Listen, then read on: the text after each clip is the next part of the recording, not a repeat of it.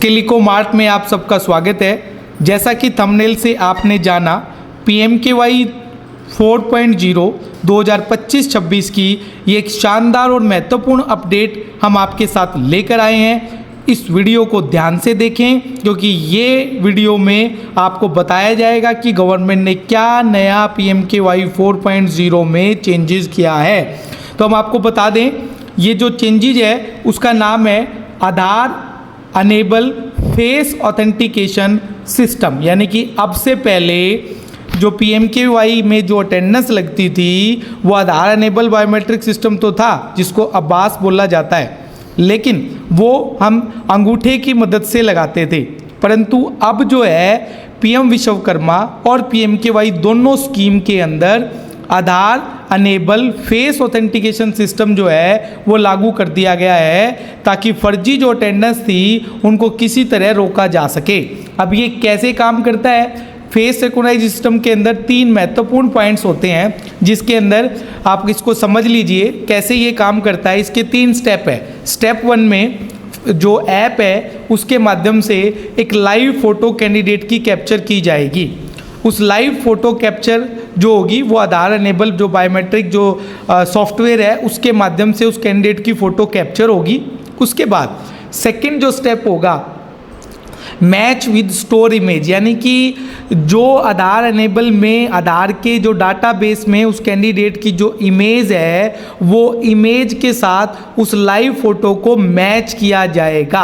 अब third step बड़ा important है। अगर वो दोनों इमेजेस मैच हो गई इसका मतलब आधार ऑथेंटिकेशन सक्सेसफुल हुआ और उस कैंडिडेट की अटेंडेंस मार्क हो जाएगी। उसी प्रकार से जाते वक्त भी आपको कैंडिडेट का सिस्टम वही रहेगा। जब कैंडिडेट इन करेगा तो भी उसे आधार अनेबल फेस ऑथेंटिकेशन के माध्यम से इन किया जाएगा और इसी प्रकार जब वो आउट करेगा तो उसको आधार अनेबल ऑथेंटिकेशन के हिसाब से आउट करना होगा।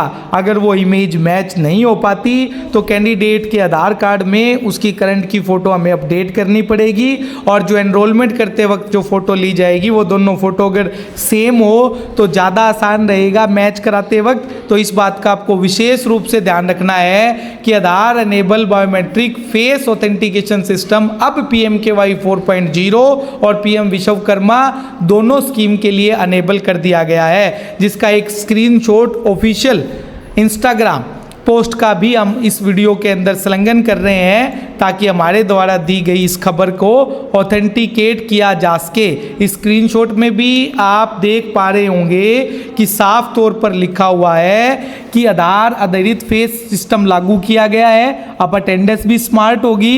इसमें eKYC आधारित एनरोलमेंट में फर्जी अटेंडेंस पर रोक लगाई जाएगी, पारदर्शिता में बढ़ोतरी होगी और ट्रेनिंग की क्वालिटी पर जो है ध्यान दिया जाएगा और समय पर क्लास यानी कि इन और आउट को भी मेज़र किया जाएगा ताकि इस स्कीम को अच्छे से संचालित किया जा सके। धन्यवाद दोस्तों। स्किल इको मार्ट के साथ बने रहने के लिए आपका बहुत बहुत धन्यवाद।